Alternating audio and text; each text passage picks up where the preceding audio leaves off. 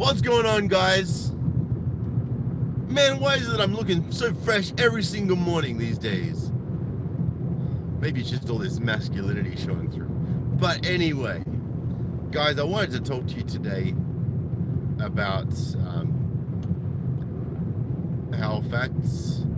Now, I know this title is a bit clickbaity, don't get me wrong, but there's some fundamental truth to it, and I want to go through that with you. So, let's say, for example, right?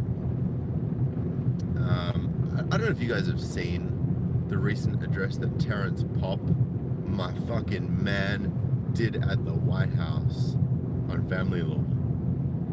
And he told me that he came back from a tour of Iraq and Afghanistan. And he came back to 3 words that shattered everything, sent him out on the street, left him destitute, homeless. I'm not happy. Those 3 words, I'm not happy. Now, they may seem fairly innocuous to your everyday person, especially if that person is not aware, especially if that person has not been red-pilled yet. But to someone who knows what's really going on, how the world really works, how social dynamics really function, those are 3 very scary words, right? And, you know, it's not so scary to walk out onto a 3-lane highway if you think that you're not going to get hit by a truck. But if you know that you're going to get hit by a truck when you walk out onto the 3-lane highway, then it's pretty fucking scary. So, fundamentally, she said, I'm not happy, right? Now, what is happiness? It's a feeling. It's a state of being. Right? You have to feel happy to be happy and have happiness. So it's fundamentally down to feelings. So because her feelings weren't the way she wanted them to be, he ended up homeless, out on the street, and with nothing. Now, guys, I know some of you are sort of around about 18 that watch this channel, and some of you are as old as 60s and 70s. Right? And we are all men united together. And I can almost guarantee that every single one of you at some stage have been frustrated because you've done something with good intent, you've said something with good intent. You may have even bought someone a Christmas present and spent hundreds of dollars on them. And they're like, yeah, thanks. Right? Whereas if someone spends hundreds of dollars on a Christmas present for me, it doesn't matter how crappy the present is to me. I'll be like, I appreciate this so much. You know, and look, and I say I appreciate you guys all the time, but I do genuinely mean that, right? I don't have to say that. But if someone physically hands you a gift in your physical presence, it's a very, very difficult situation, right? And to be honest, I genuinely feel, oh, there we go with the whole feelings thing again.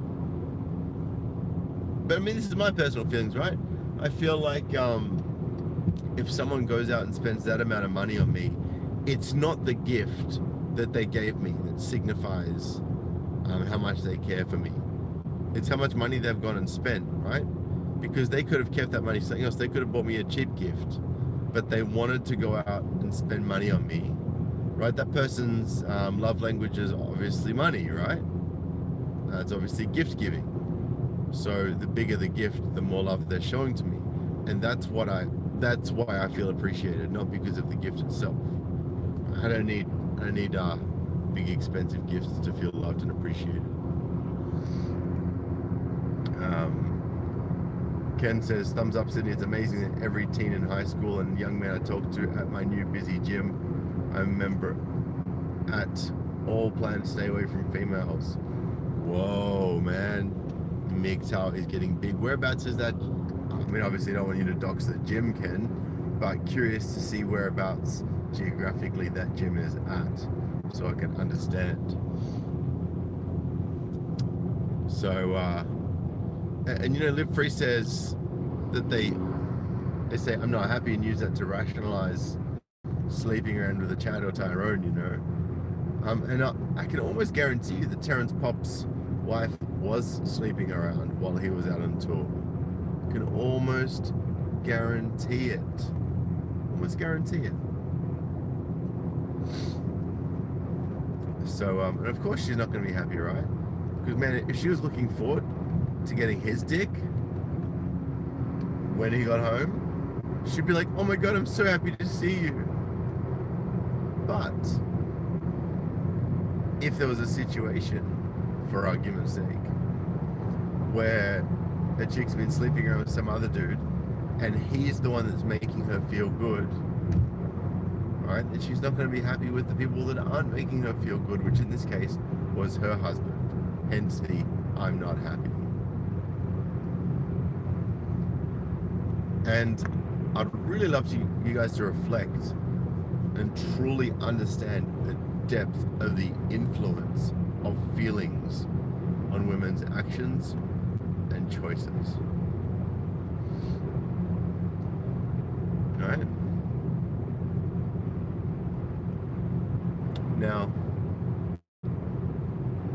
I don't know about you. Look, I know there's some of you guys, especially who are going through the red pill rage or have already been through it. And by red pill rage, I don't mean hating women for any of you leftists who are watching this video. You know, it's one thing to be a little bit left wing of center, but to be extreme left wing, you're not living in a real place, in my view. But you know, each to their own. Like what I'm trying to say here is that when you become red pilled, you become aware of things you didn't know before. You become aware of the bigger picture and the finer details that fill in the pieces of the puzzle that were not there before. It's not about misogyny. It's not about hating women, right? If we're talking about the red pill in the context of women, then it's about understanding women, right? If nothing else. You might not like the fact that we understand women, or you might not even understand women to the extent that people like myself do. So you may feel that my views are a little extreme, but I can tell you they're very well educated. Right? And they're very well informed, my views. Right? MGTOW Farmer is 30, knows of no family that isn't broken. His family were the odd ones because they were together. I wish we had been broken too. Oh man, you know, I guess like I'm lucky. My immediate family, my parents and my sister, you know, we're still together as a unit, so I'm very grateful for that. But yeah, I see a lot of broken families too, especially where the people that are part of that broken family are the children of single mothers. And I'm not having a go at single mothers here. Some of you may feel that I should be, but the reality is that a single mother cannot bring up a child in the same way that a mother and a parent, a mother and a father can, or even just a father, right? Typically speaking, kids raised by fathers alone are much better off than raised by mothers alone. And if a kid is raised by their mother and father, then they're significantly better off again, right?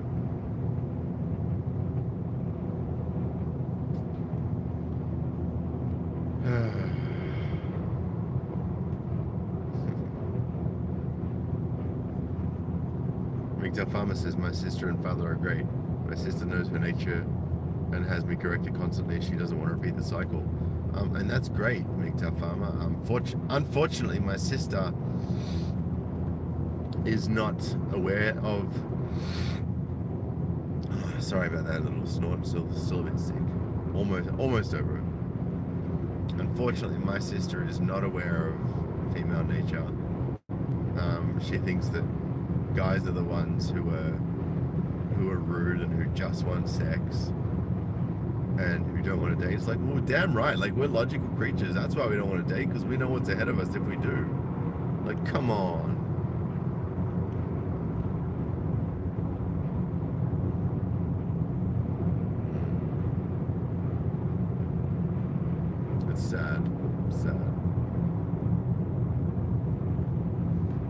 But back to the topic of the video, guys. Like, you know, I know I tend to get a little bit off track sometimes, but you know, there's always some gems in those off the beaten track diversions. Now, whenever you watch, particularly women's marches, particularly anything to do with vagina, where you got a bunch of women getting together, they're like, oh, I feel like this is a great day for women. I feel like, you know, we've really achieved something monumental. I feel like this, I feel like that, I feel, right?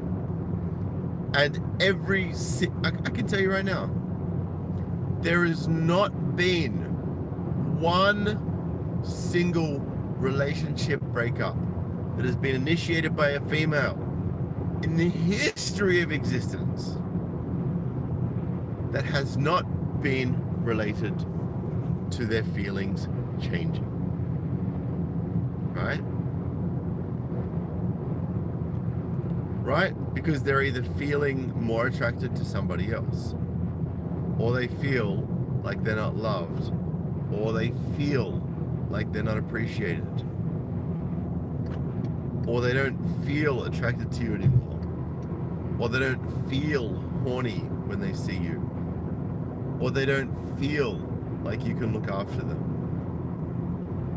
or they don't feel that you're the right guy for them, or they don't feel like you're a good dad, or they don't feel like they want you around anymore, or they don't feel like you can protect them,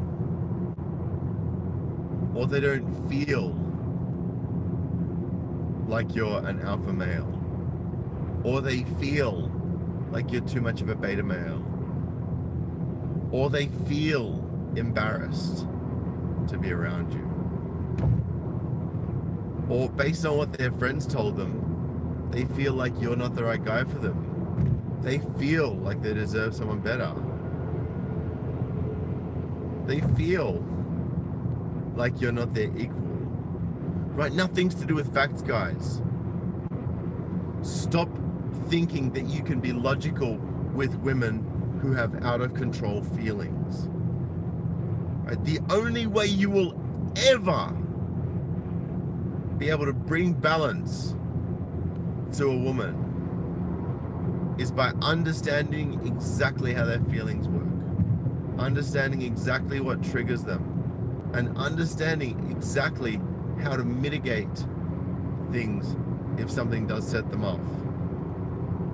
Right? Understand how to make them feel better, to make them feel safer, to make them feel like they trust you, to make them feel protected, to make them feel wanted, to make them feel loved, to make them feel attractive. Right? You can't fight fire with fucking candy canes. Fight fire with fire. You fight feelings with feelings. That's just some real talk for you guys. Because I don't think that you can overcome their feelings with logic. It's a very, very, very adept man who understands language on the same level I do. And I attribute that to my NLP training. For those of you guys who don't know, NLP training is neuro-linguistic programming. It is essentially the non-scientifically recognized science of being able to understand how you send and receive communications to other human beings and other living creatures, and how they perceive what it is that you do and don't do, in your intonation and your words, and the context. So that's why I'm able to bring so much knowledge to you guys through my understanding of all this. All right? Feel.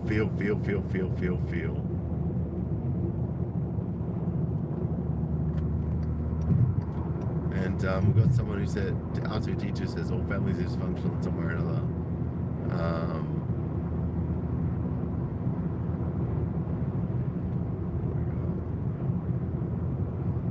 Yeah, John Kevin says, the They're going to want you to bring in more money so you work more than complain that you're always working. Now here's a little interesting gem for you guys.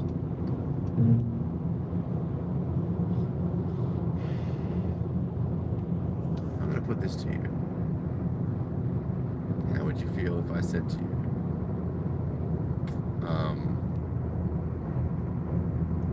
that the only way you can avoid being fucked over is essentially by not only having them feel as you're the alpha male, having them feel that they really, really, really want you to be the guy by their side, right? You need to make them feel like they want to show you off to their husband, to their workmates. And then, like, if they're at work and they see you as a man that they can show off to their friends, right? Then that, my friends, is the ultimate power play. But you have to know how to keep their feelings in check for your whole life. And if you can't do that, then I'm sorry, they're going to leave you at some stage. Anyway, man, I do need to bounce for now. I just wanted to share that with you. And for anyone who is watching this video for the first time, I encourage you to go and check out the comments in here, because there are lots of gems.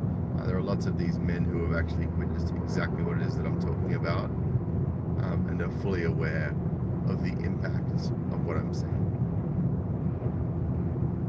I got MGTOW pharmacy in the cadets he went through when he was doing military training were full of girls and ruined it. It was a bunch of young blokes hanging off them, while the few who took it seriously were hazed relentlessly. And by hazed, I mean sort of embarrassed and put through initiation rituals.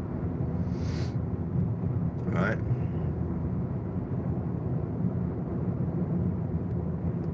Feelings will get you in trouble. Avoid. Well, if you don't know how to handle feelings of women, guys, then don't get into a relationship, because that's what you're going to be dealing with. Peace.